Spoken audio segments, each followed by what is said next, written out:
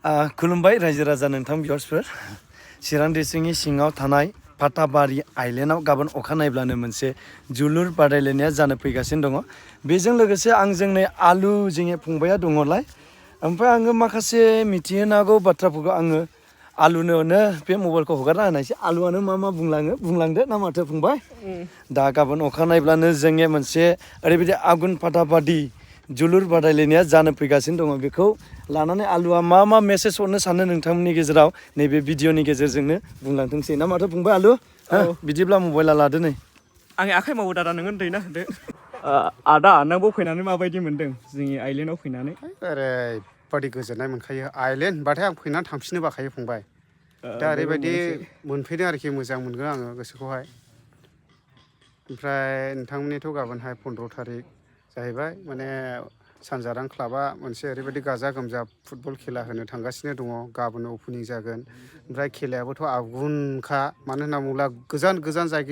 जायगानि प्लेयार्सफोर दं जायखौ जोङो टिकेट दाननानै नायगौ सानब्लाबो नुवामोन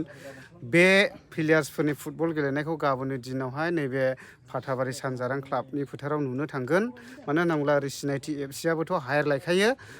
सिनायथि एफसिआ लकेलनि जानो हागौ नोंथांमोना लकेलनिसो साननो हागौ आरो ना ओमफ्राय हले बिथांमोना गोजाननि थाखा गारनानैसो हायार लायनानै खेलाखौहाय श' खालामो आरो दा ओरैबायदि मोजां बयखौबो आं खावलायहरदों बे फंबाय आलुनि रिकुवेस्ट खालामनाय मथे ओमफ्राय एक्ट्रिसबो फैखागोन जायखौ होनो गेमस्रि दैमारि ओरैबायदि मोजां डान्स पारफरमेन्स खालामफैगोन बियो नोंथांमोना खेबसे नुबायथाय नुनाय मानि गोसोखांहैनांगोन आरो बेनि मोसानायखौ अब्ला आङो ब्रादारनाव आङो मोननैसो कुइसन सोंनो सानबावदों जोंनि खयथानिफ्राय जागोन खेलाया बेखौ नोंथाङा बुंना होनो हागोन मिनिमाम गाबोनथ' अपेनिं सेरेमनि नालाय एक्सुवेलि मानसिफ्रा बेयावहाय 2:30 सफैजोब आरो माने गोबां गाबोन डान्स पारफरमेन्स खालामनाय मानाय 2टा आरो आदैया हनै 2टा होनबाय 2टायावनो सफैजोब आरो दा 2टायावनो सफैजोबनो थाखाय खावलायनाय थाबाय नायगिरिफोरखौ अब्ला आङो नोंनाव मोननैसो बिबुंथि सोंनो सानबावदों टिकेटनि बेसेनखौ बेसे लानाय जादों आदैमोननिफ्राय दहाय मिथिनो मोन्दों आङो बे खुमुथिनिफ्राय सियाराव 100 ओमफ्राय हायावहाय 50 थाखा जाहैदों दा ओरैबायदि मोजां बानायजोब्बाय फेसिलिटि होजोब्बाय आरो जिरायनायनि थाखायबो 100 थाखायाथ' साहा लोंनायाव गारो गय जानायाव गारो नङा होमबा आजिखालि फैसाङा 100आ एसे ओरै थादो दादा एसे सान्दुङाबो आवलायनाय जाबाय केमेरा एसे बोस्लायनाय जाबाय अब्ला दादा माबा मोनसे बुंनो सानदों नामा माबा मोनसेया बेनो गाबोन दे आं बे आइलेन्ड एरियायावहाय सानजारां क्लाबनि बानजायनायाव फुटबल खेला नुनो मोननायसै रायलायना आरोखि इन्ट्रेस्ट मोननायानो ओमफ्राय नोंखौ लोगो मोनफैनाबो साबसिन मोनबाय आङो गोसोआ ओमफ्राय नोंथांनि चेनेलनि नामाखौ एसे बुंना हरदो बे आदा सरासनि इउटुब चेनेलाव एसके बड' ब्लग होनो आंनि चेनेलखौ फंबाया सोंबायब्ला खिथाहरबाय आङो एसके बड' ब्लग अब्ला आङो नोंथांनिफ्राय मोननैसो मेथाइ खननो थाखाय गाबोनहाय खनना होनो थाखाय खावलायनाय थाबाय आच्छा जागोन आं मानिसो साद्रिनिसो खननायसै टके मके कहना शादी कड़ाप कहना काला की कुया हाय रे सिलिम रे मोर जुनाल काहो ना जाबे आरो गाबोन खननांगौ गाबोन औ जागोन थ' अब्ला जोङो खेलाखौ ओरै नायलांसिगोन माबायदि साजायदों सानो जों नायलांगासिनो थादो थ' होमब्ला देखायनायसै एसे आखायाबो मावदुबाय नोङो लाना होदो नामा आयौ आरो आंनिबोथ' माबा बोरैबाला माबा सातनि जायो आंनिबो आखाया ओरैबा जायो खापसे मोनलोंनायनि साइकेला आरोखि स्टिला अबयसे आं लोङा नोंजों लोगो मोनब्लाथ' आरो रायज्लाय जाखारा इन्ट्रेस्टआनो माबायदि साजायदों बेखौ हिन्जावखौ एसे थाब लादो नोङो बांद्राय एसे राग' होनो नाङा सासे सिख्लाथ' नोंखौ ओरैबायदि फसायखाबाय बेखौ बाद होदो जोंनि खेलानिसो रायलायदों नालाय बे सिख्लानिखौ बाद होदो आरो खेलायावथ' गाबोन ओरैबायदि गाजा गोमजा माने गोजाल' फैखागोन रा फुङावनो नोङो फैनानै थाफैखा गाननाय जोमनाय एसे स्ट्रं गाननानै फैखादो आलु होननानैहाय नोंथांमोना बयबो नायनो गोसो जाखायोमोन आलुआखौ गाबोन एसेलै लोगो मोनगोन बल खेलायावहाय नङा होमबा बे चेनेलावबो नुबाय थाखायो आंखौहाय दा ब्रादार मा नामलाय नोङो एसके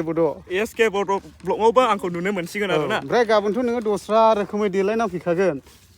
साइडिफलाव खेबसे नुलानो नोङो ओमफ्राय टिकेट दाननोथ' आं हानाय नङालै गाबोननि दिनावहाय आरे नोंथाङाथ' जेनेबा दिनैनि दिनावहाय भिडिअ बानायबाय माबाय गोबां रायजोफोरखौ लिंहरबाय जायगानि नोंथांनि थाखायथ' जेरावबो फ्रिखा बाननायफ्रावबोथ' नोङो बानहैजोबखायो एक्सुवेलि जोङो बे सिङाव हाबनो मोनगोन ना मोनथ'ले दालाय देखायनो थाखाय दा अपेन मोनगोन मोननायालाय थ' बिदिब्ला नोङो हाबहैनायसै औ दा नोंथांनि जायगाखौ आङो फंनैसो बिबुंथि होनो थाखाय खावलायनाय थादों बे चेनेलनि गेजेरजों आंनि जायगाया बेनो आरो चिरां जिल्ला खैलामैला बिसिडिसिनि सिङाव थानाय पर्बतजरा गामि एक्सुवेलि आइलेण्डजों पर्बतजरा गामिजों खाथियानोल' अनलि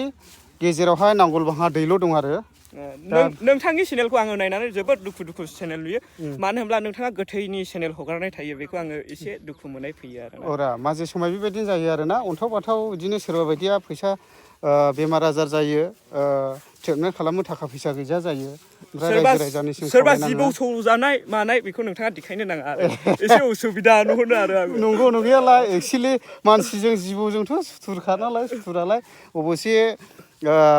समावहाय राहा गोथे जायो नङा होमबा मानसिफ्रा ओमफ्राय बेफोरनाखौ दाजाथों ओमफ्राय आसलि बिसलि बोरैबा जायो आरो आं दुखु मोनदों आरो खोनानानै हाग्रा बारा दाबेराय आरो माने साबधान बादि हरनायबो जाबाय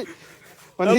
जिबौजों मानसिजोंथ' सुथुरखा नङा होमबा ओमफ्राय आं मोननैसो बिबुंथि होनो सानदों ब्रादार सुरासननि बे चेनेलावनो नोङो नुनो मोनाखै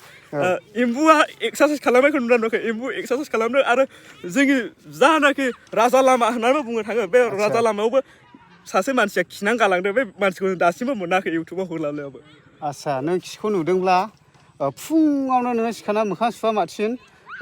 बालाखौहाय ओरै फुथुमा फबनानै दोनफै होमब्लानो उदै दुगोन इयो होमब्लानो गावनो सिखार जानांगोन इयो आं खिदोंमोनलै होननानै दे नोंथांमोना आंखौसो बुंगोन सानदों नाथाय बे आदा इसको मा होनोमोनलाय ब्लग ब्लगावहाय बे चेनेलखौहाय रिकुवेस्ट मा होनो बिदिखौ रिकुवेस्टरा खालामनाय थाबाय आरोखि खालामनाय थाबाय आङो बारा रोंजोबा आरोना दादा गंगारनि लारासि नोङो गंगारनिला औ दा पर्बजरायाव न'खर बेसे दङ नोङो दङलै बल खेला 7था टिम जायो जोंनिया 15 आगस्टआवहाय पर्बजरायाव गैयालाबो 176थासो न'खर दं आरो दा बिदिब्ला जोङो बे केमेरामेनाव जोङो सोंहैफिननायसै बे इउटुबाराव लांदो होमब्ला जाथ'बाय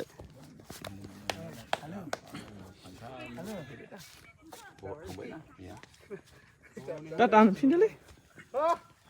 ओरैनो बानायफिनबाय दानला दुला खायदा